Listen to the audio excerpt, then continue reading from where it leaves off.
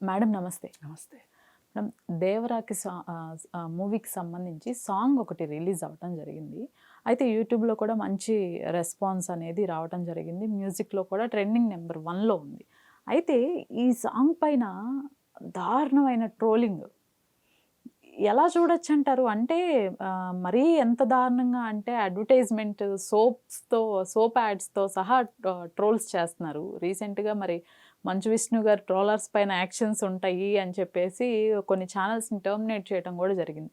మరి దీనికి కూడా వర్తిస్తాయి అంటారా? ఎలా? చట్టం ఒక్కళ్ళకే చుట్టం కాకపోతే వర్తిస్తాయి. ఓకే. లేకపోతే లేదు. హ్మ్. కొంతమందికి ఈ ట్రోలింగు వ్యతిరేకంగా పనిచేస్తే కొంతమందికి అనుకూలంగా కూడా పనిచేసే అవకాశం కూడా ఉంది. ఏమో జూనియర్ ఎన్టీఆర్ నెత్తిన పాలు పోసినట్లయ్యి ఈ దీనివల్ల కూడా ఈ ట్రోలింగ్ వల్ల కూడా ఎక్కువ మంది దృష్టిని ఆకర్షించి సినిమా హిట్ అవుద్దో, పాటలు హిట్ అవుతాయో చూడాలి మరి. హ్మ్. ఏది ఏమైనా ఒక సినిమా అనేదండి ఒక ప్రొడ్యూసర్‌కో, ఒక డైరెక్టర్‌కో, ఒక హీరోకో, ఒక హీరోయిన్‌కో సంబంధించింది కాదు. ఇది ఒక ఇండస్ట్రీ అని గుర్తుపెట్టుకోవాలి. ఈ ఇండస్ట్రీలో 24 క్రాఫ్ట్స్ వాళ్ళు పనిచేస్తేనే ఒక సినిమా బయటకొస్తది. మరి అంత కష్టపడి చేసే సినిమాని అది మంచు మనోజ్ సినిమా అయినా, జూనియర్ ఎన్టీఆర్ సినిమా అయినా, చిరంజీవి కొడుకు సినిమా అయినా, ఏ సినిమా అయినా సరే సినిమాని సినిమాగా మీరు ఆస్వాదించండి. మీరిప్పుడే న్యాయ నిర్ణేతలుగా అయిపోయి మాకే అంతా తెలుసు, ఇది ఆ దేశంలో వచ్చిన పాట, ఇది ఈ దేశంలో పాట, ఇది అది, ఇది ఇది అని చెప్పి మాట్లాడి సినిమా ఇండస్ట్రీని దెబ్బతీయొద్దు. సినిమా ఇండస్ట్రీ మీద కొన్ని లక్షల మంది ఆధారపడి బతుకుతున్నారు. మీరందరూ ఏమనుకుంటారంటే హీరో, హీరోయిను, నిర్మాత ఆ ముగ్గురికి జేబులు నిండితే మొత్తం డబ్బులన్నీ ఆ ముగ్గురు జేబుల్లోకే వస్తున్నాయి అనుకుంటారు. కాదు, దీంట్లో పనిచేసే ప్రతి ఒక్కళ్ళు లైట్ బాయ్ దగ్గర నుంచి అందరి కంట్రిబ్యూషను సినిమాకు ఉంటుంది. అలాగే ఈ సినిమా విజయవంతమైతే అందరి పొట్ట నిండుతుంది. అందరూ ఈ ఫీల్డ్ పైకి కనిపించేది ఒక రంగుల ప్రపంచంలాగా వస్తారు కానీ అందరికీ ఈస్ట్మన్ కలర్స్ ఏం చూపించవండి. చాలామందికి బ్లాక్ అండ్ వైటే కనిపిస్తుంది. 360 రోజులు తిండి తింటారన్న గ్యారంటీ లేదు. 360 రోజులు పని దొరుకుతుందనే గ్యారంటీ కూడా లేదు. పోనీ పని దొరికినంత మాత్రాన డబ్బులు ఇస్తారు వాళ్ళు అనేది కూడా లేదు. అందుకని ఏ రకంగా చూసినా ఒక పరిశ్రమ నడుస్తున్నప్పుడు దాన్ని ఒక గాడిలో నడవనివ్వాలి. మీరు ఈ ట్రోలింగ్ చేసేసి ఆ సినిమాలను ఆపుతామను, ఇప్పుడు చాలామంది మంచు విష్ణు సినిమాని ఆపుతామని చెప్పి ట్రోలర్స్ ప్రకటించడం జరిగింది. అవును.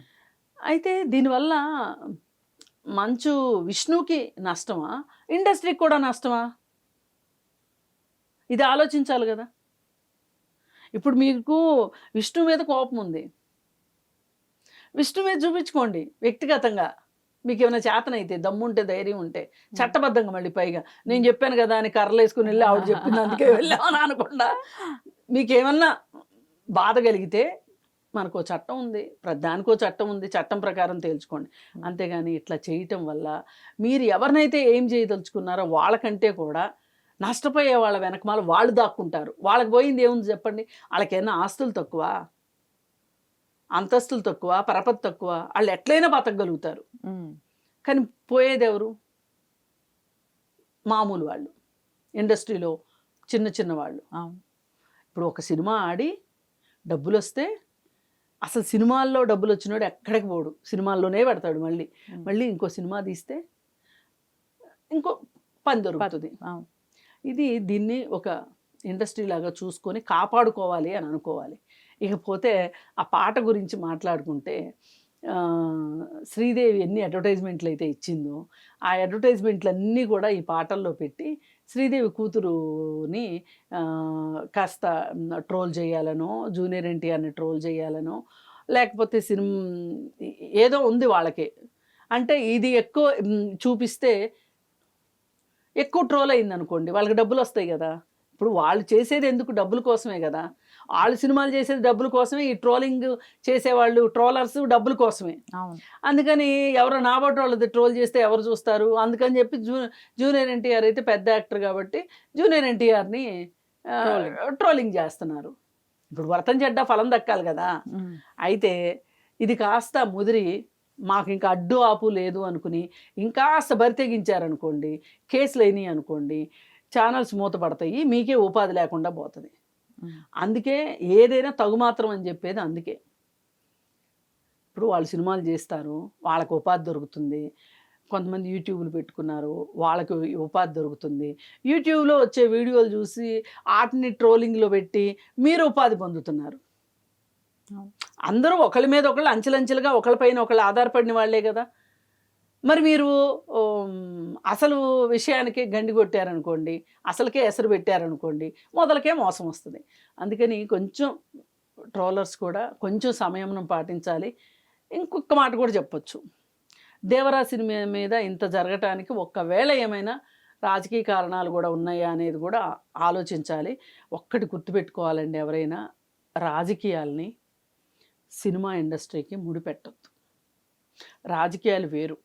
వాళ్ళు రాజకీయం జూనియర్ ఎన్టీఆర్ మీద మీకు వేరే కోపం ఉంటే రాజకీయ పరంగా దాని గురించి వేరేగా మాట్లాడండి. కానీ సినిమా పరంగా మట్టుకు ఇప్పుడు ఆ సినిమాలో పనిచేసిన ఆర్టిస్టులందరికీ ఎన్టీఆర్ రాజకీయాలతో సంబంధం లేదు. జూనియర్ ఎన్టీఆర్ రాజకీయాలతో. హ్మ్. వీళ్ళందరి రాజకీయాలతో జూనియర్ ఎన్టీఆర్‌కి సంబంధం లేదు. అందుకే దేనికి ముడేయాలి అనేది దానికి కొంచెం మనకు కొంచెం బుర్ర పని చేయాలి, విజ్ఞత ఉండాలి. ఇది నేను కోరుకుంటాను.